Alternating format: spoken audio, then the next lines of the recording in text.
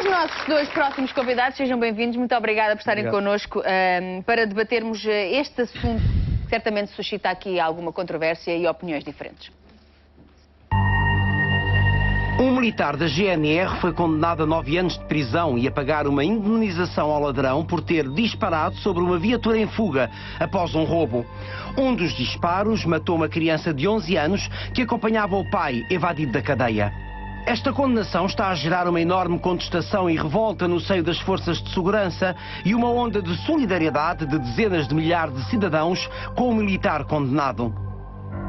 9 anos de cadeia e uma indemnização de 80 mil euros pela morte de um menor a tiro durante uma perseguição policial. O jovem fugia da GNR com o pai e o tio nesta carrinha. Tinham acabado de roubar um armazém com material de construção. 9 anos de cadeia. É a pena mais pesada alguma vez aplicada a um agente das forças de segurança. O veredicto do Tribunal de Loures não agradou a ninguém. Ele é para ser condenado a 25 anos de cadeia! Assassino! A meu descendente e aos filhos que tens a ver de fazer igual! Todos nós andamos na escola aos 12 anos, não andamos a roubar aquilo que não é nosso. Não vai ou não? E o outro desgraçado apanhou 9 anos e tu vais comprar um carro novo? 11 de agosto de 2008, pelas 17 horas e 30 minutos, o militar Hugo Hernano, do posto da GNR de São Julião do Tujal, manda parar a carrinha dos suspeitos na quinta onde decorria o assalto. O condutor, pai do menor, avança. O agente tem de saltar para o capô do carro de patrulha para não ser atropelado. Segue-se uma perseguição policial. O agente ia ao lado do condutor no carro da GNR, 1 quilómetro a grande velocidade, por estas ruas estreitas no bairro dos Lóios, em Santo Antão do Tujal, sempre com os pirilampos de emergência e as sirenes no máximo. É só nesta reta, a poucos metros do largo da igreja, que o militar decide usar a arma de fogo para imobilizar a carrinha. Queria evitar o atropelamento de várias crianças da Casa do Gaiato, que àquela hora enchiam o largo da igreja. Passados 5 anos, num contexto completamente diferente daquele pelo que passou, o Sr. Obido diz-nos que faria tudo da mesma maneira, porque entende que está a cumprir um dever e que dever é esse que lhe é imposto. É proteger a integridade física dos cidadãos e o próprio património. 5 tiros no total. Os 2 primeiros de advertência para o ar. O terceiro para o pneu traseiro esquerdo. Mas a carrinha não para. O agente aponta então ao pneu da direita, mas os solavancos do piso irregular fazem a arma disparar 2 tiros seguidos que atingem a carrinha mais acima da roda. Uma das balas alojou-se no tronco do menor, que seguia à frente no lado direito. A viatura desliza 5 metros e imobiliza-se aqui, no largo da igreja. Lá dentro são encontrados extensores metálicos roubados e uma arma de fogo. Esta situação veio demonstrar a segurança que nós na rua não temos. Tanto a falta de apoio a nível institucional, como também pelos próprios tribunais. O Tribunal de Loures diz que o militar só queria imobilizar a carrinha, mas admitiu a possibilidade de matar algum dos ocupantes e conformou-se com isso. No acórdão, as juízas dizem que o arguido podia ter usado um meio coercivo menos perigoso, como esperar pelas patrulhas de reforço. A velocidade e o piso irregular colocavam em perigo terceiros e não garantiam o uso seguro da arma. Finalmente, o GNR não tinha formação de tiro em movimento e, além disso, não sofrer a ameaça à integridade física no momento imediatamente anterior ao disparo. É preciso nós estarmos deitados já no chão, se calhar com 2 tiros no peito, para puxarmos a arma. O pai do menor que conduzia a carrinha é Sandro Lourenço. Na altura dos factos estava foragido da cadeia de Alcoentre há 8 anos, onde cumpria pena por assaltos violentos a idosos. No primeiro interrogatório perante o juiz mentiu sobre a identidade. Fez-se passar pelo irmão, só por isso conseguiu sair em liberdade. Apanhou 2 anos e 10 meses de prisão por desrespeitar a ordem de paragem e tentar atropelar o agente da GNR. Falsidade de depoimento e desobediência. Sandro, que levou o filho para o assalto, recebeu 20 mil euros de indemnização pela morte do menor. Na verdade, a morte do menor decorreu do disparo que foi feito por um agente do qual resultou a sua morte e, portanto, não diretamente da atuação do pai. Daí que a lei nada refira expressamente sobre essa exclusão do pai em receber uma indemnização mesmo no caso destes. Hugo Hernano tem hoje 34 anos. Está na GNR há 13, agora no Grupo de Intervenção e Ordem Pública. Colegas e superiores descreveram-no em tribunal como um atirador acima da média, empenhado, excelente profissional, mas impulsivo e inflexível. Queixava-se de alguma burocracia que o impedia de cumprir a lei e combater o crime. Poderá ter que cumprir uma pena de prisão, mas sabe que vai cumprir essa pena de prisão com o pressuposto de que fez as coisas bem. A primeira pessoa que prendeu na vida foi a própria irmã, que cumpriu 4 anos por tráfico de droga. Hugo também já foi condenado por ofensas à integridade física enquanto agente. Os antecedentes criminais também pesaram nos 9 anos de pena. Mas a juíza que presidia o coletivo votou vencido. Entendeu que o militar agiu sem dolo e apenas com negligência grosseira. Ou seja, admitiu que naquela circunstância poderia matar alguém, mas acreditou que era capaz de impedir esse risco. Se tivesse vingado esta tese, a pena iria no máximo aos 5 anos e poderia até ser suspensa. Este voto de vencido poderá ser um bom ponto de partida, por exemplo, para que a defesa apresente e interponha um recurso bem fundamentado junto do Tribunal da Relação. O advogado já está a trabalhar no recurso. Vai lutar pela absolvição do arguido. Defende que o militar agiu em estado de necessidade desculpante, já que queria evitar perigo para ele e para terceiros. O processo disciplinar está pendente. O GNR arrisca ser expulso da corporação. Está emocionalmente abatido, tem tido o apoio de quem está próximo, mostra-se bastante emocionado até pela solidariedade que foi demonstrada. Amigos, colegas e anónimos têm apoiado o militar. Há uma conta solidária para custear as despesas com o processo, que já recolheu 6.000 euros. 76.000 já assinaram uma petição pública a pedir a absolvição do militar. Hugo Hernano agradeceu nas redes sociais. Diz que por agora está obrigado ao silêncio. Admite que vive um inferno. Só o recurso poderá livrar da prisão. António Pragal Colasso e José Alho, muito bom dia, sejam bem-vindos. José Alho, presidente da Associação Socioprofissional Independente da Guarda. O que é certo é que este profissional da Guarda Nacional, este profissional da Guarda, matou uma criança. Sim, é verdade. Não é? Sim. Então porquê toda esta estranheza e todo este movimento acerca de uma condenação em tribunal? Bom, São os anos de condenação, são os 9 anos que vos parecem exagerados ou, na vossa opinião, ele nem sequer teria que ser penalizado? Não, se há uma morte tem que haver um julgamento e sobre essa questão... julgamento há sempre. Há sempre, não é? Agora, os 9 anos nós consideramos exagerado para se partir para o homicídio com doloso, não é? E grosseiro, no fundo, desta pena de 5 a 10 anos, não é? Há muitos colegas que já passaram por... Sim, praticamente ele tem o máximo da pena, não é? Sim, sim. Atribuído a este tipo de crime. A este tipo de crime. E é nessa perspectiva que nós condenamos, porque o uso da arma de fogo tem regras também, não é? Mas se ele é condenado com dolo, é porque, segundo o entender do juiz, ele fez de propósito, portanto, quis matar. Ele não assume que quis matar. O que é com dolo? Aliás, todo... O que é com dolo? Eu explico. Eu já expliquei isto aqui uma vez. Sim, mas é para perceber. É quando há intenção. É quando há conhecimento e vontade, mas há 3 tipos de dolo, basicamente. Eu agora apetece matar... Ele não sabia que ia lá uma criança dentro daquele agora apetece matar a Cristina a ponto e disparo. Dolo direto. Sim. Eu quero matar aquela senhora que está atrás de si. Mas obrigatoriamente tenho que passar a bola por si, portanto, dolo necessário. Dolo eventual.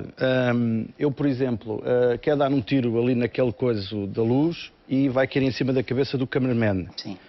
Eu represento esta situação e conformo com ela. Então, neste caso, dolo eventual. Portanto, eu prefiguro a situação e ajo de acordo com essa situação que prefigurei.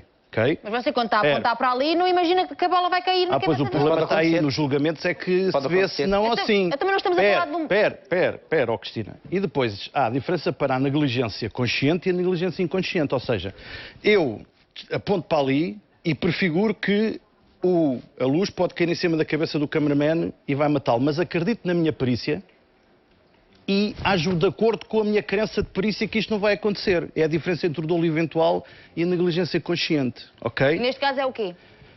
Cristina, é assim, os factos disto... Desculpa, estamos a falar de um profissional que tem que usar Pera lá. Tem que usar uma arma num modo adequado. Aliás, os juízes mais ou menos é isso que dizem. Mas o que é o modo adequado? A necessidade e proporcionalidade. Proporcional, não é? Voltamos àquela história antigamente que vocês me criticavam cada vez que eu vinha com conceitos vagos e indeterminados, não é? Mas é isso que a lei trabalha. Necessidade e proporcionalidade. O que é isso? Estão a ver o problema? Repara, o problema num julgamento é determinar-se se ele, quando disparou, prefigurou que aquilo podia acontecer. Exatamente. Agora, terá prefigurado? Eu penso que não. Até porque, repare, eu não conheço os factos é que é importante. Eu acho que este julgamento, em termos de factos, correu mal. Não, é porque... Cristina... É que qualquer dia existe dos polícias que digam, olha, por favor, senhor ladrão, não se importa de ficar só um bocadinho quieto, só para não, com estes princípios que aqui estão... Não poderá, é assim, com estes princípios que aqui estão aplicados à realidade, jamais numa fuga de 2 objetos em movimento poderá haver disparo ao objeto que se persegue, ok? Não pode Porque haver. será sempre crime se acontecer alguma perca de vida. Pronto, ponto. Então faz o quê? Aplicando, Cristina, eu estou a dizer, aplicando este princípio que aqui está aplicado neste julgamento... Ninguém pode usar a arma... Obriga-se a que cada vez que dispare 2 objetos em movimento, o disparo feito para outro objeto que vai em movimento nunca provoca uma morte. É este princípio que aqui está. Então não pode haver perseguições. Cristina, Mais vale a polícia estar quieta. correto. 4 minutos. Mas, a vosso entender, este militar não devia ser condenado? Sobre essa questão, deixa-me aqui entre a espada e a parede, porque...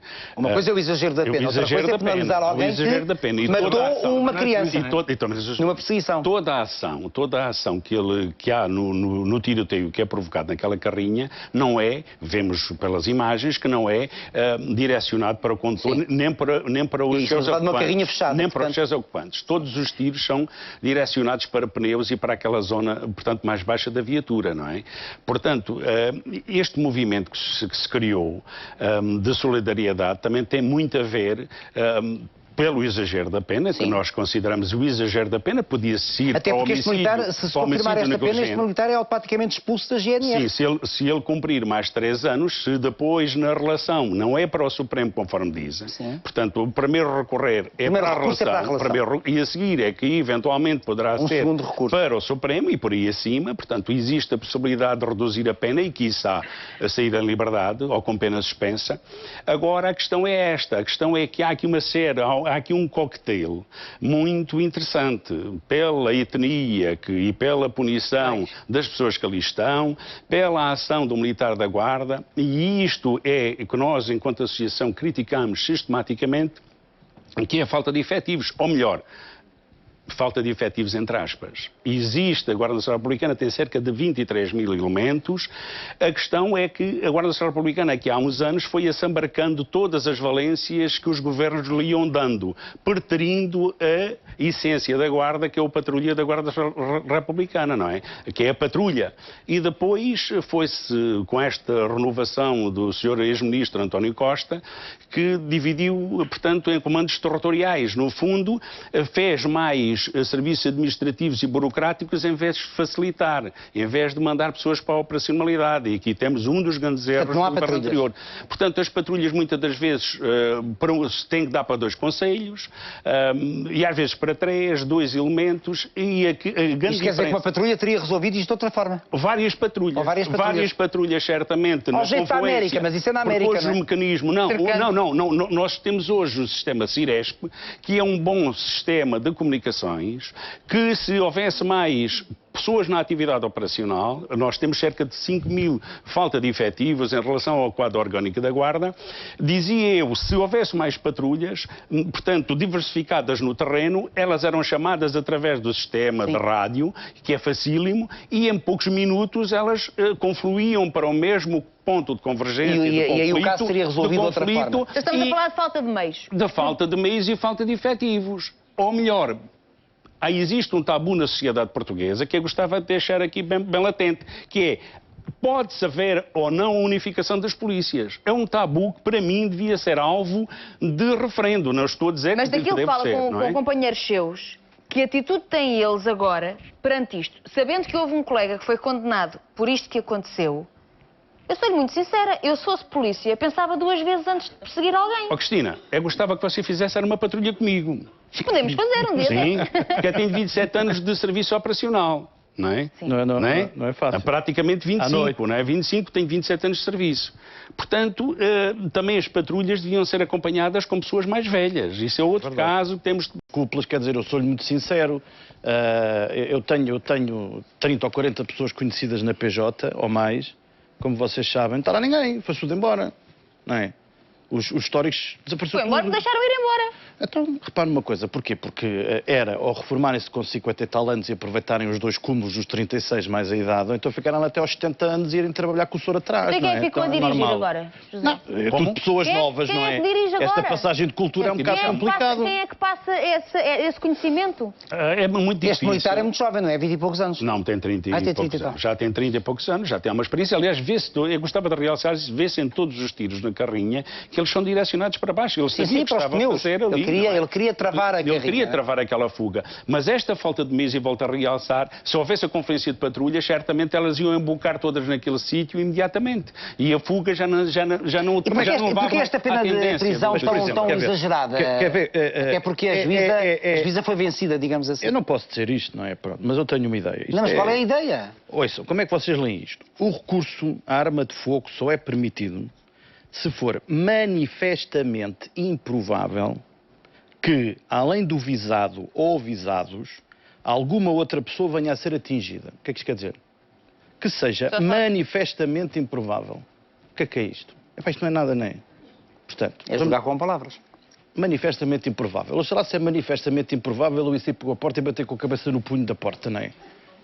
Mas a sua entender, por exemplo, um crime destes ou um caso destes... Eu vou ser muito claro nisto. Deveria ter... Há uma lei de 99 que regulamentou... Pena suspensa, menos anos de prisão? Não, eu não quero ir aí porque estou a imiscuir numa decisão e não posso, não é? Ponto. Agora, há uma lei de 99 que regulamentou o uso de armas de fogo. Vai ser submetida a recurso, portanto. Sim, mas eu estou convencido que os tribunais vão baixar os de cima. Sim, é o que eu estou a dizer. É o costume, não é? Pronto. Isto funciona assim. Isto também serve um bocado para limitar a atuação das pessoas, não é? Agora, o problema é este. Há uma lei de 99 que regulamenta o uso das armas de fogo. E é extremamente complicado a partir de agora, e vamos ver se nos entendemos, a polícia, cada vez que fizer uma perseguição, 2 objetos em movimento, tenha muito cuidado com os disparos que faz. Tenha muito cuidado com os disparos que faz. Porque isto é o complemento e o cumprimento de uma lei de 99. De qualquer das maneiras, eu também gostaria de saber, porque nós temos que falar de todas as hipóteses, não temos tempo para esmiuçar, mas gostaria de saber se a indignação seria a mesma se esta criança não fosse de etnia cigana. Para mim é uma criança, seja de que etnia for. Isso eu não posso Cuidado responder. com a maçaneta da porta. Exatamente. Até amanhã. Amanhã não estou cá de manhã, mas venha à tarde. É verdade.